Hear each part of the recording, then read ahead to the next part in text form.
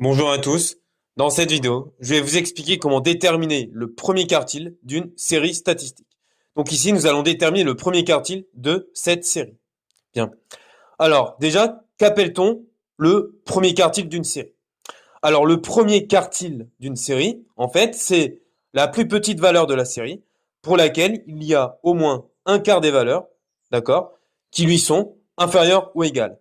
Alors, quand on dit au moins un quart, ça peut être exactement un quart, d'accord, ou un peu plus. Donc ici, il y a 7 valeurs. Donc l'effectif total vaut 7. Donc pour calculer le premier quartile, en fait, nous allons déjà déterminer le rang de ce premier quartile. Donc le premier quartile, grossièrement, c'est la valeur qui est située au quart, d'accord, de la série. C'est-à-dire à un quart de la série. Donc nous allons diviser l'effectif total par 4. Alors 7 divisé par 4, c'est-à-dire 7 quarts, ça fait combien? Bah déjà 7 demi, 7 divisé par 2, c'est 3,5.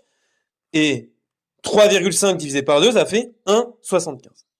Donc 7 divisé par 4, c'est-à-dire 7 quarts, ça fait 1,75. Bien. Voilà. Et donc ce petit calcul-là nous donne le rang du premier quartile.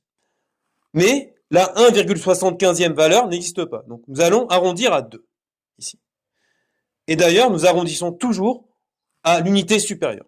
Même si on trouvait 1,25, ben, on arrondirait quand même à 2. Bien, voilà. Donc, Q1 est la deuxième valeur de la série. Donc ce calcul-là ne donne pas le premier quartile, mais il donne le rang du premier quartile. Donc Q1 est la deuxième valeur. C'est-à-dire 3.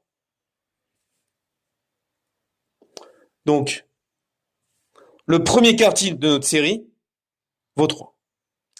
Donc, il y a deux valeurs sur les 7 valeurs, d'accord, qui sont inférieures ou égales à 3. Alors, 2 septièmes, 2 sur 7, c'est supérieur à 1 quart. C'est légèrement supérieur puisque 1 quart, c'est 2 huitièmes.